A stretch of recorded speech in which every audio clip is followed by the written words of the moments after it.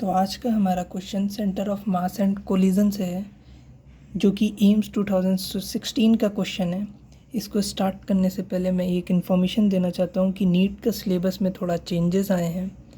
आपको वो पीडीएफ अगर चाहिए, मैं आपको डिस्क्रिप्शन में एक लिंक दे दूँगा, उस पर आप मुझे मैसेज कर दीजिएगा, मैं आपको वो पीडीएफ फॉरवर्ड कर दूँगा। तो स्टार्ट करते हैं। A particle of mass m strikes another particle of mass m at rest। ठीक है, ये कह रहा है एक पार्टिकल कुछ वेलोसिटी से मूव कर रहा है, वो दूसरे पार्टिकल को स्ट्राइक करता है जो कि रेस्ट पे, यानी इनिशियल वेलोसिटी ज़ीरो है। फिर कह रहा है, ये उसके बाद की बात है जब स्ट्राइक कर चुका है। Find the angle between the velocities of particle after the collision if the collision is elastic. पहली चीज़, कोलिजन जो है हमारा वो इलास्टिक है, ठीक है। तो हमसे कह रहा है उसके बाद का एंगल बताओ इनकी वेलोसिटीज़ के बीच में जब ये स्ट्राइक करके अलग हुए, ठीक है। इसका मतलब जो हमारा कोलिजन हुआ वो डायरेक्ट कोलाइड नहीं किए हैं ये, ठीक है। अगर डायरेक्ट कोलाइड करते तो ये बॉडीज़ स्ट्रेट मूव करती, ठीक है। लेकिन ये जब कोलाइड हुआ तो ये दोनों डिफरेंट डायरेक्शन में मूव किए, यानी ये ऐसे स्ट्रेट आ रहे थे, फिर ये ऐसे गए। इसका मतलब जब ये स्ट्राइक किया तो ये किसी एक एज पे टकराया है ना। एज पे टकराने की वजह से ये दोनों एक डिफरेंट डायरेक्शन में मूव किए, ठीक है। इनकी डायरेक्शन हमने अपोजिट क्यों ली? इस वजह से जब हम इसका एक एंगल इधर लें, इसका एक कंपोनेंट हमारा इधर आएगा और इसका एक कंपोनेंट इधर आएगा, जिसकी वजह से ये हमारा मोमेंटम कंजर्व रहे। मोमेंटम कंजर्व यानी इनिशियल और फाइनल सेम रहना चाहिए, यानी एक्स डायरेक्शन में भी और वाई डायरेक्शन में भी। जितना ये इधर आएगा उतना ही एक कंपोनेंट इधर आएगा, ताकि ये जो वाई डायरेक्शन का है वो एक दूसरे को कैंसिल कर दें। क्योंकि इनिशियली केवल एक्स डायरेक्शन में था, तो फाइनली भी हमें एक्स डायरेक्शन में ही मिलेगा, समझे। मान लेते हैं इसका एंगल अल्फ़ा है, इसका एंगल बीटा है ना।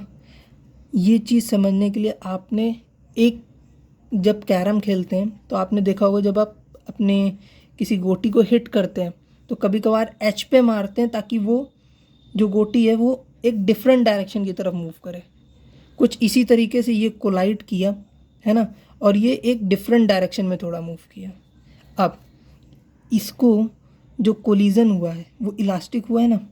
इलास्टिक कोलिजन की दो बातें, पहली, इसमें जो मोमेंटम रहता है वो कंजर्व रहता है, ठीक है। और दूसरा, जो काइनेटिक एनर्जी होती है वो कंजर्व रहती है। दो चीज़ें याद रख लीजिए। हमने यहाँ पे क्या कहा, काइनेटिक एनर्जी कंजर्व रहती है। इसका मतलब kinetic energy initial is equals to kinetic energy final, ठीक है। इसका मतलब ये बराबर तो है इनिशियल और फाइनल, लेकिन कांस्टेंट नहीं है। ये एक असर्शन रीज़न में आ सकता है और शायद कहीं आया हुआ भी है। कांस्टेंट नहीं होती है, इसका मतलब सेम नहीं है, हल्का सा चेंज आता है, जिसको हम नेग्लिजिबल लेते हैं। ये एनसीईआरटी की लाइन है जहाँ पे कहा गया है नेग्लिजिबल, क्योंकि जब बॉल्स मूव कर रही हैं इस पे फ्रिक्शन भी एक्ट कर रहा होगा, है ना। ग्रेविटी का भी थोड़ा इफेक्ट आ रहा होगा, ठीक है। रोटेशन में भी थोड़ा सा इफेक्ट आ रहा होगा और एयर फ्रिक्शन में भी इसका इफेक्ट आ रहा होगा। लेकिन उन सब चीज़ों को हम क्या करते हैं, नेग्लिजिबल लेते हैं, जिसकी वजह से इसको हम कंसिडर ही नहीं करते, ठीक है। इसका मतलब हम क्या कहेंगे, kinetic energy initial is equals to final but not constant, ठीक है। तो ये दो पॉइंट याद रखिएगा, और ये एक अपनी नॉलेज के लिए, कभी पूछा गया तो आप कर लीजिएगा, ठीक है। अब इसमें क्या कहा गया, हमको एंगल बताया ना इन दोनों की वेलोसिटीज़ के बीच का। हम मान लेते हैं इसका मोमेंटम p है और इसका p1, इसका p2, ठीक है। इनका जो मोमेंटम है, एक ये p1 है, इसका एंगल क्या है, p2 है। नेट मोमेंटम इनका कहीं इधर आएगा, है ना। इनके बीच का एंगल P1 P2 के बीच का एंगल कितना है, अल्फा प्लस बीटा, है ना। नेट मोमेंटम हमारा कितना होगा, मोमेंटम, है ना, ये होगा P1 का होल स्क्वायर प्लस P2 का whole square plus 2P1 P2 cos alpha plus beta. इन दोनों के बीच का एंगल कितना है, अल्फा प्लस बीटा, थीटा कितना है, अल्फा प्लस बीटा के बराबर। ये आ गया हमारा रूट, है ना। हमको यहाँ से पता चल गया कि ये नेट मोमेंटम होगा। अब हम अप्लाई करते हैं अपना पहला पॉइंट। यहाँ पे कह रहा है मोमेंटम कंजर्व रहता है इलास्टिक कोलिजन में, ठीक है। इसका मतलब मोमेंटम इनिशियल जो है वो बराबर होगा फाइनल के। फाइनल मोमेंटम हमारा नेट मोमेंटम है, यानी ये नेट मोमेंटम फाइनल मोमेंटम ही तो है हमारा। और इनिशियल क्या है, P, तो P इनिशियल है, फाइनल कितना है, P1 का होल स्क्वायर प्लस P2 का whole square plus 2P1 P2 cos alpha plus beta. इसका अगर हम रूट हटा दें तो इधर स्क्वायर आ जाएगा। ये एक इक्वेशन बन गई हमारी। अब देखिए, हमें पता है कि काइनेटिक एनर्जी इनिशियल जो होती है वो फाइनल के बराबर होती है। तो kinetic energy initial is equals to kinetic energy final. Kinetic energy का फॉर्मूला होता है हाफ mv²। अगर हम ऊपर नीचे m से मल्टीप्लाई कर दें तो हमें क्या मिल जाएगा, m² v² अपॉन 2m। इसका मतलब ये क्या, mv क्या होता है, मोमेंटम, और m² v² यानी p² अपॉन 2m।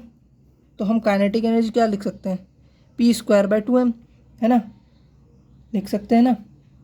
अब काइनेटिक एनर्जी इनिशियल कितनी है, u, यानी p² अपॉन 2m, और फाइनल क्या है, p1 है ना मोमेंटम। देखिए यहाँ पे स्क्वायर आ रहा है, वेलोसिटी एक वेक्टर क्वांटिटी है। जब वेलोसिटी में हम मल्टीप्लाई करेंगे, वेक्टर को वेक्टर से मल्टीप्लाई करते हैं हम जब, है ना, तब हमें क्या मिलता है, स्केलर क्वांटिटी मिलती है ना।